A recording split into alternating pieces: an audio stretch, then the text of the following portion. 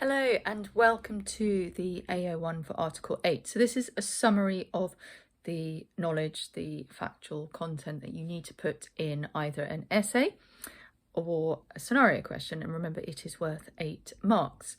Okay, so the first point I would say is Article 8 is what we call a qualified right. This means it can be limited. So any interference by the state has to be justified, it has to be necessary, and it has to be proportionate. States have a positive obligation, so they have to respect your rights, which means they have to ensure that the law is in place for you to enjoy your rights under Article 8. Remember that states also have a margin of appreciation. Well, what does that mean? That means that individual countries can have some discretion when applying the law. Okay, so this qualified right, it can be limited. So the state can interfere with your right in certain situations. For example, national security, public safety, economic well-being, to prevent crime and disorder, to protect health and morals, and to protect the rights and freedoms of others.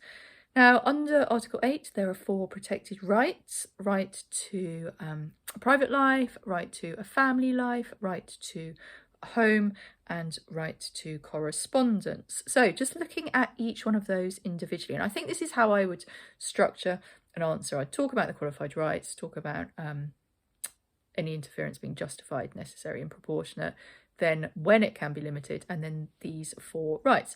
So first of all, the right to a private life. Well, this is quite wide. It can include being at work, and that's the case of NEEMS. Halford, phone calls are not allowed to be monitored. That was the police officer who had a sexual discrimination case and they were listening in on her phone calls. Axon talked about children having a private life, and that doctors, as long as the child is Gillick competent, doctors have no need to tell parents about the child's sexual health, abortion, STDs, pregnancy, and so on. Sexual identity is an important part of private life. Remember the case of Brown. Even though the men consented, they actually failed in their claim that Article 8 was being breached. Names. So Johansson said that names were a family matter. They wanted to call their child Axel Mick, that was it. Wainwright, if you touch the body, that's also included in your right to private life, so your body shouldn't be touched unnecessarily. Also, just remember that there's no right to privacy. There is a difference between privacy and a private life. In the case of Campbell, they weighed up whether Article 8 or 10, which one is more important. So Article 8, Campbell was claiming had been breached because she was photographed coming outside of a drug rehab centre. But the press claim Article 10, freedom of expression. And the court said neither has preference over each other. And that was backed up by PJS. Another case where they were seeking an injunction. So that's the right to a private life, as you can see, very, very wide.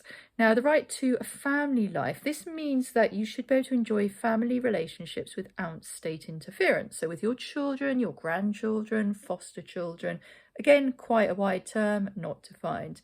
Now, we can go against this. We can remove a child in care proceedings, if abuse is happening. And just flipping that, in the case of Gaskin, the claimant wanted his care records, and they refused to give them to him, and that was deemed to be a breach. Agyarko, there was no breach to the right to a family life because they said the relationships could continue outside of the country. So I think some members were being deported, some members of the family, and they said they had a right to remain because of the family life. Well, that's not necessarily the case. Right to a home. Now, this does not mean you have the right to a house. What this means, sorry, I just waved my finger across there. What this means is you have the right to enjoy your home without the state entering. So, yeah, in the case of MacDonald, they confirmed that it doesn't mean you have a right to a home. But yeah, you shouldn't be in your home. Your home shouldn't be bugged. The authorities shouldn't enter without lawful reason for doing so. like, I don't know, a warrant, I guess, or if a serious crime was being committed. And then finally, you have the right to correspondence. So you have the right to correspond without it being monitored. So letters and emails. Interesting point about Barbalescu, which is the fact that you still have the right to a private life at work. They monitored his Yahoo Messenger account that they asked him to set up, and he was dismissed when he sent personal messages, and this was unlawful. Any data retention must be necessary to investigate serious crime, and that is the case of Watson. And then just a couple of other points to be aware of. Sex offenders are entitled to have their status reviewed. That was the case of F. Then the case of AB looked at a transgender woman in prison. So the UK has updated some of the laws. We now have a Gender Recognition Act 2004. So those are some of the key points for AO1 for Article 8.